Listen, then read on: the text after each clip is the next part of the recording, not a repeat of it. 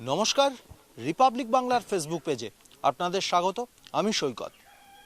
বারুইপুরে আবার ফের একটি মার্ডার।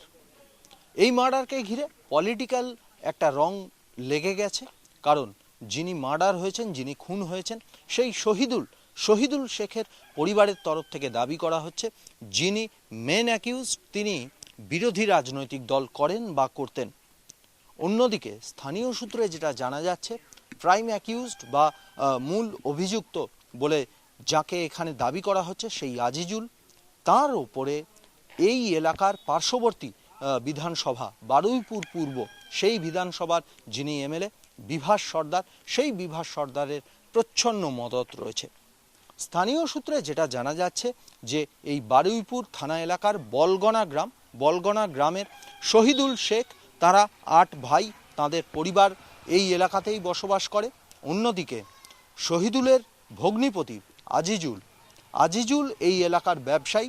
শহীদুল এবং তার পরিবাররাও ব্যবসা বাণিজ্য করেন, কিন্তু আজিজুলের সঙ্গে তাদের পরিবার অর্থাৎ শ্যালক এবং ভগ্নিপতি এই দুই পরিবারের মধ্যেই বিগত কয়েক বছর ধরে ঝামেলা। স্থানীয় একটি ক্লাব আছে, সেই ক্লাবে দুজনেই পদাধিকারী ছিলেন, কিন্তু ক্লাবের বিভিন্ন কার্যপ্রণালী, ক্লাবের বিভিন্ন কাজকর্ম নিয়ে শহীদুল বিরোধিতা করে। অন্যদিকে এই কাজকর্ম চালিয়ে যেতে থাকে আজিজুল। ক্লাবের যে সদস্য, ক্লাবের একটা বড় অংশের সদস্য, সেই বড় অংশের সদস্যের সমর্থনে আজিজুল এলাকায় বিভিন্ন ধরনের বলতে গেলে জমি জমা কেনা বেচা সংক্রান্ত কাজ করে এবং বিভিন্ন সময় যারা বাইরে থেকে আউটসাইডার্স এসে এই এলাকায় যারা জমি কিনতে চান তাদেরকে ক্লাবের তরফ থেকে বিভিন্ন সময় মোটা টাকা দাবি করা হয়। এই সকল ঘটনার প্রতিবাদ করেছিল বা প্রতিবাদ করত শহীদুল, যার ফলেই কিন্তু আজিজুলের সঙ্গে শহীদুলের এই বচসা বা শহীদুলের বিবাদ, এবং শনিবার রাতে শহীদুলের বাড়ির সামনে তাকে ডেকে নিয়ে গিয়ে মারধর। এই ঘটনায় এখনো পর্যন্ত 12 জনকে আটক করা হয়েছে, গ্রেপ্তার করা হয়েছে তাদের বেশ কয়েকজনকে। মূল অভিযুক্ত আজিজুল পলাতক।